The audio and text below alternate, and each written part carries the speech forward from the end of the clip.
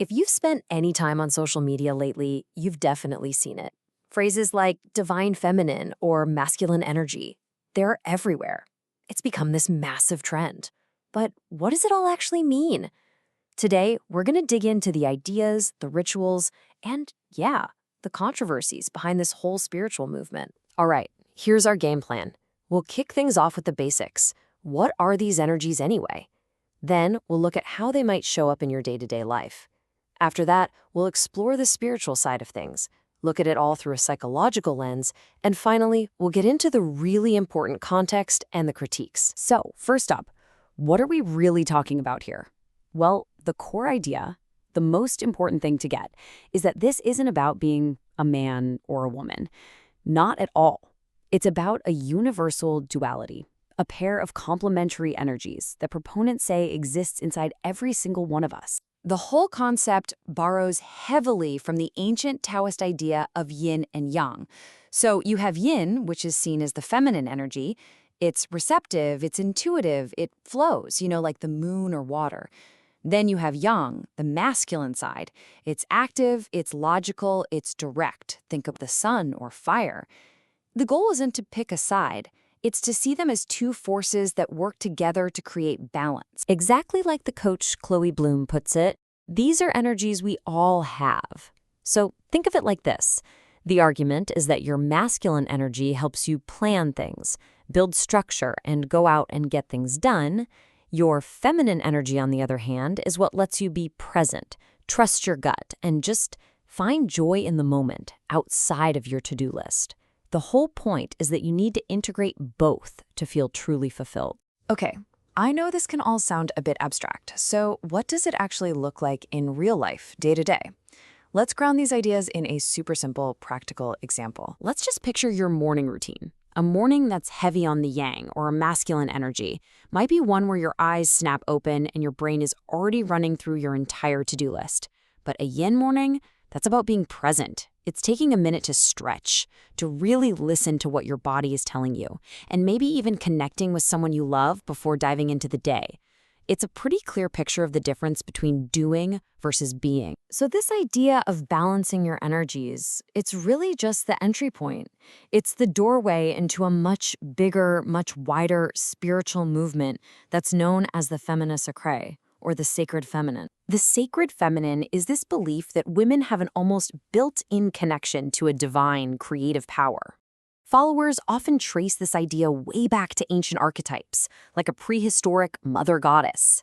In this view, the feminine is seen as this mystical source of, everything: fertility, abundance, and life itself. So how do people actually get in touch with this?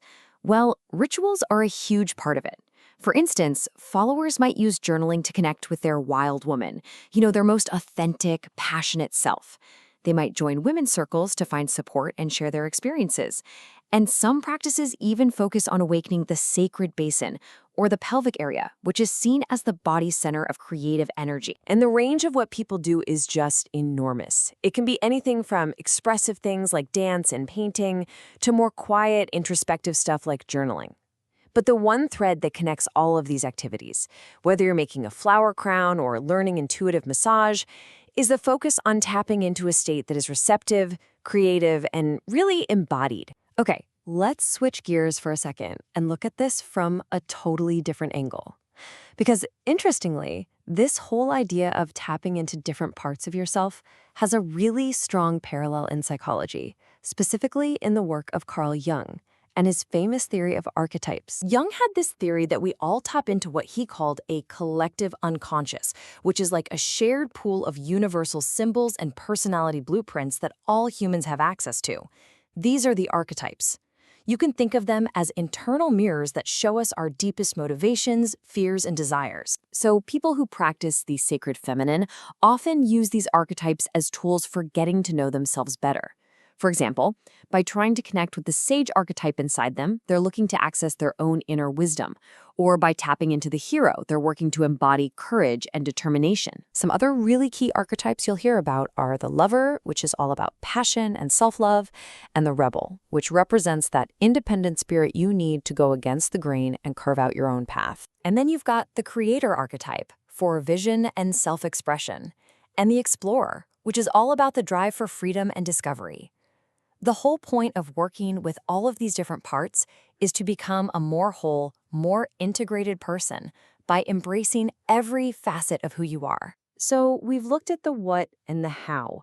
But to really get the full picture, we have to zoom out and look at the bigger conversation. And that includes the movement's surprisingly recent origins and some of the really serious critiques it's facing today. Now, you might think this stuff is ancient, right? But its modern form is actually very recent.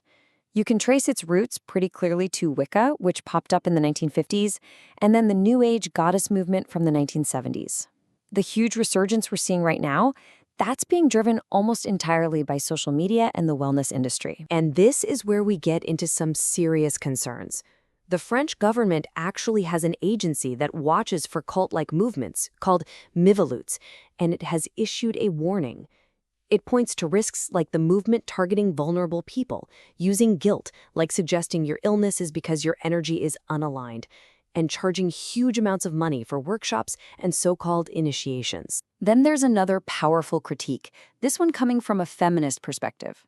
The writer Alana Wiseman argues that by putting feminine traits like being passive and emotional on a pedestal, the movement actually reinforces the very stereotypes that generations of feminists have fought to break down. The worry is that it doesn't free women, but actually locks them back into a restrictive box. And all of that brings us to the central debate, the one huge question at the heart of all this. Is this movement a genuine path to empowerment that helps women connect with themselves? Or is it a form of essentialism, which is the idea that certain traits just belong to a specific gender, that ultimately holds women back by defining them in this really narrow biological way? So, as you can see, what starts as a pretty simple concept of balancing energies quickly blows up into something much bigger. The sacred feminine today is this really complex mix of genuine spiritual seeking, big business self-help, and some very real controversy. So that leaves us here with a final question. What is the rise of the sacred feminine, really? Is it a genuine path to self-discovery, a very lucrative wellness trend? Or maybe, is it a search for meaning, a way to re-enchant a world that can feel pretty empty sometimes? Like most things we look at, the truth is probably a little bit of all three. Thanks for joining us on The Explainer.